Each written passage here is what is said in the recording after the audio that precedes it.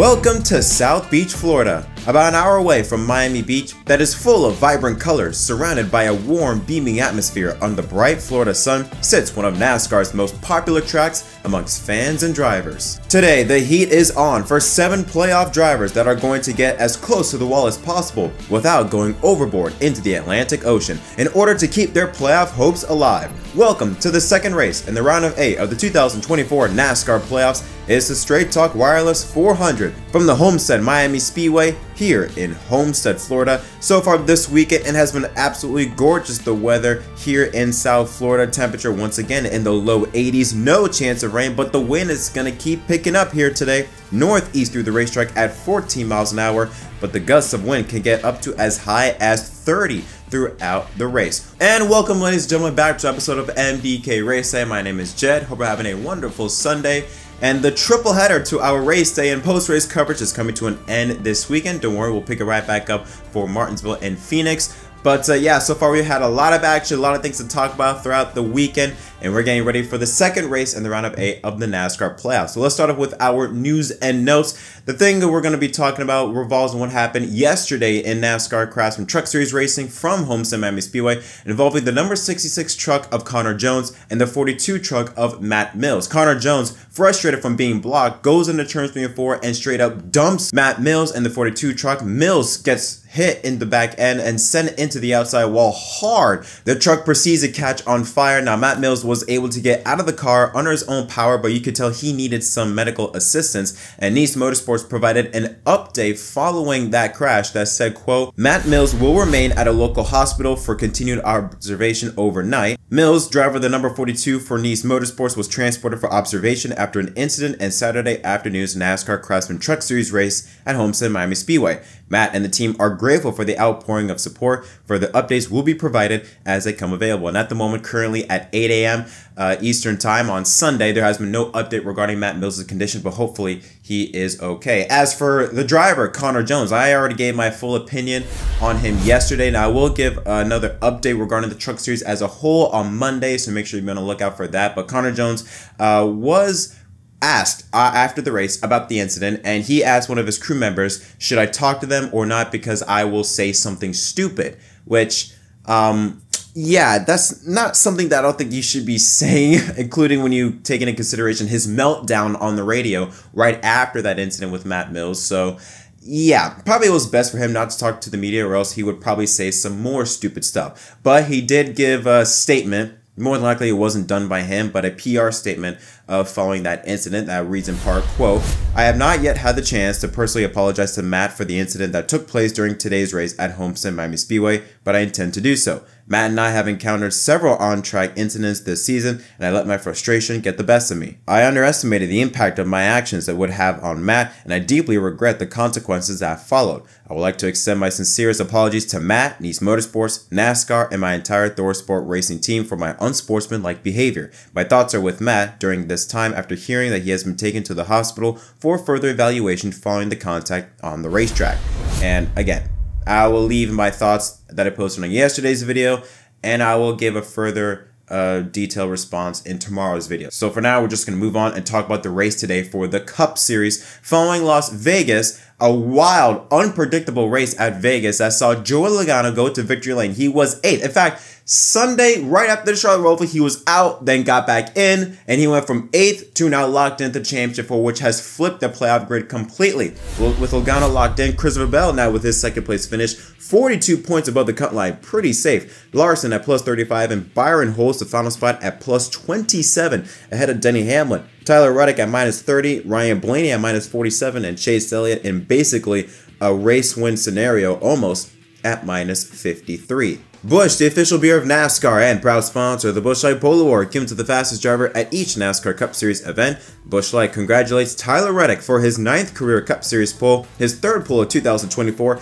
and the 1st pole of his career here at Homestead, doing it with a speed of 167.452 miles per hour. Busch Beer since 2020 has invested more than $70 million in becoming a premier sponsor of the NASCAR Cup Series. So here's a look at the starting lineup of the 2024 Straight Talk Wireless 400 from the Homestead-Miami Speedway. Starting alongside Tyler Reddick is his dirt track buddy Kyle Larson, another playoff driver, headline row 1. Row 2 is also headlined by playoff drivers, teammates from Joey Gibbs Racing, Christopher Bell, and Denny Hamlin. How about Row 3, Ricky Stenhouse Jr., an incredible 5th place run for him in that 47 car, starting alongside Marchuk Jr., throwing back to his 2017 Homestead winning championship car in his final Homestead race, starts alongside in the 6th position. Row 4 has Chase Elliott, another playoff driver, with his buddy Bubba Wallace in the 23 McDonald's Toyota. And right at the top 10, look at this top 10, Daniel Hemrick from Colleague Racing and Justin Haley from Spire Motorsports. Excellent run for those two drivers. They round out the top 10. Row 6, Alex Bowman in the 48 Ally car. Alongside him is Josh Berry in the number 4 Ford. His teammate Chase Briscoe and Ty Gibbs headline Row 7.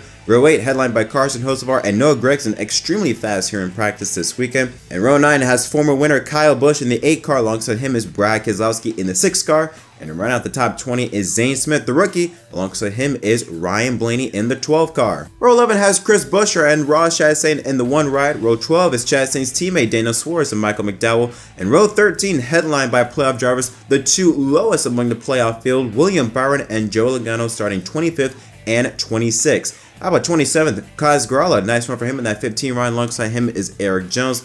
John Nemechek and Austin Dillon round out the top 30. Here's a look at the final 4 positions: Todd Gillen and AJ Allmendinger, Corey LaJoie and Harrison Burton, Ryan Preece. How about Austin Cindric in 36th place? Unbelievable run for that number 2 Ford. And rounding out the 38 car field is JJ Yeley and Chad Fincham. Here's a look at the odds to win here at Homestead-Miami Speedway. Tyler Reddick, Kyle Larson, and Christopher Bell, the best drivers, all sitting at plus 400. Denny Hamlin at plus 750, Blaney at plus 850, and then again to some dark horses. William Byron, who's starting in the 25th position at 1200, Truex Jr. at 1400, Gregson 1800, as well as Chase Elliott, and Kyle Busch sitting at 2200 alongside Joe Logano. Ross Chastain and Alex Bowman both sitting at 2500, Brad Keselowski at 2800, Ty Gibbs, Chase Briscoe at 3500, Chris Buescher and Bubba Wallace sitting at 4000. And here's some real long shots: Ricky Stenhouse Jr. at plus 6000 and Austin Dillon sitting at plus 8000. So yeah, hell,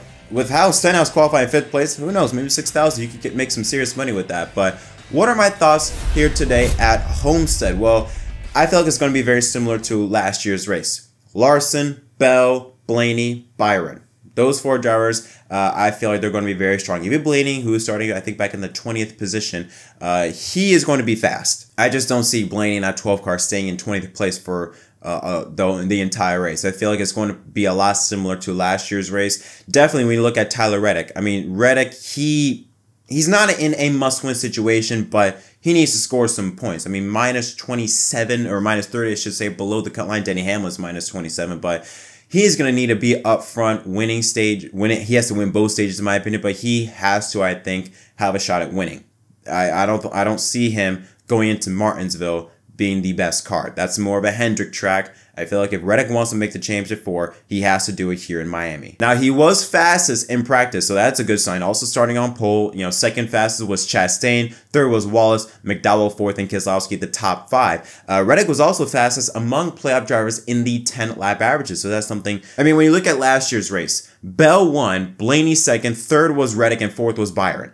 And all 4 of those drivers, aside from Byron, are up in the top 5 starting in this race. Elliott 15th. Hamlin, though he led laps, was fast, but had that tire go down and hit the wall in 30th place. And Larson, who ran into the tire bearers, who had the best car, he led the most laps with 96, but hitting the tire bearers caused him to finish, I think, in 34th. But he did win here back in 2022. Bell is a defending race winner, so they've all had recent success here. We know how Reddick is good at these types of racetracks as well, so I feel like it's going to be a repeat of what we saw in last year's race. So I'm very excited to see what can happen here. But there's also some dark horses I should mention. There are some drivers I feel like that could maybe spoil the party. You look at Martin Truex Jr. sitting in the 6th position in his final Homestead start. We know he's won here in the past. We know how good he is at Homestead. Bubba Wallace starting in the 8th position. We know how good he is at these types of racetracks. But there are some dark horses to look at. The driver starting in 10th place, Justin Haley.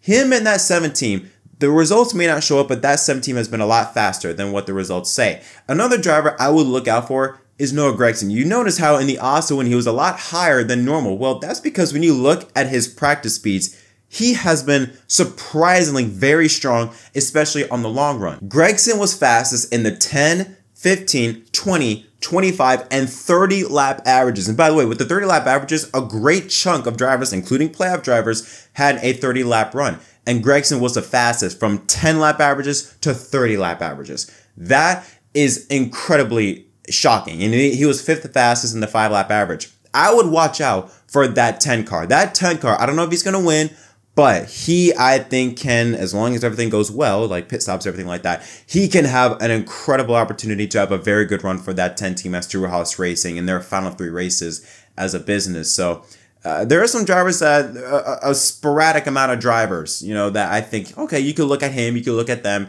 that I think could really show some speed. I do think it will be dominated by the playoff drivers. I think the 20, again, I'm throwing in the 24, the 12, the 5, the 45. I'll even throw in the 11 car, even though I feel like Denny Hamlin and that 11 team, this playoff run, they have not been at it at all. In fact, I would argue, going back to their penalty, they just haven't been in the mix at all in contending for wins. But if there is a track where Hamlin can go out and perform very well, Homestead is that track. And with him being 27 points below the cut line, he's going to need to do some serious moves if he wants to have a shot at making the championship 4. Chase Elliott, I mentioned him earlier. He's basically in the must-win situation. He's 53 points below the cut line. You look at the competition he's facing, he's in a very deep hole. With him being that far low in terms of points, he's got to win. I think, yes, he could have a great playoff run, but he could still go to Martinsville minus 30. And with the racing there at Martinsville and how little passing you can do there, that's going to be so difficult to make up that much ground. I feel like if Elliott doesn't leave Miami at least minus 10, he ain't making it unless he wins. But I can't see him winning this race or next week's race. I feel like he can only make it on points. The only drivers I could see winning that are below the cut line is a 45 car Tyler Reddick. I don't even see Hamlin winning these next 2 races just because I haven't seen the speed out of that 11 car. But regardless, I feel like it's going to be one hell of a show to watch. Here's a look at my Fantasy Live lineup. I do have Denny Hamlin, mainly because I don't want to use Tyler Reddick. I'm trying to save my usages for him, but I do have Denny Hamlin. I feel like he can get a good finish. I don't know if he can win, though. But I also got Kyle Larson, Ryan Blaney, Christopher Bell, and William Byron. So basically all the contenders from last year's race. But I do have Noah Gragson in my garage. That 10 car, with him being fastest from the 10 to the 30 lap averages, never would have expected that. I didn't think that was possible to be able to be good over that long period of a run, especially from that 10 team. I have my eye on him in my garage. And my pick to win, I do have Christopher Bell. I feel like he's going to go 2 in a row here at Homestead, and I feel like he's going to win this race. Starting in the 3rd position, that 20 team, again, it's just like deja vu. I look back at the last time after Vegas where Bell just had such a good car, was oh so close, couldn't get the job done. What does he do next week in Miami? Goes out and wins. I felt the same thing's going to happen. That 20 team, again, is picking it up at the right time. He showed so much emotion at the finish line last Sunday, where he was like, "You've got to be blanking kidding me." He was so mad. I feel like he's going to take that aggression, carry it over to Miami. I feel like he's going to go out and win. But it was a toss-up between the 20 and the 5. I feel like the 20 and the 5 have the best odds. I will even throw in the 45 a little bit there, but I feel like 20 will get the edge. I think Christopher Bell is going to win this race. But that is it for this episode of MDK Racing. Let me know what your thoughts on what could happen in this race in the comment section down below. Don't forget to leave a like and subscribe for more content. Until next time, my name is Jet from MDK. Sit back, relax, and enjoy the Straight Talk Wireless 400 from the Homestead-Miami Speedway.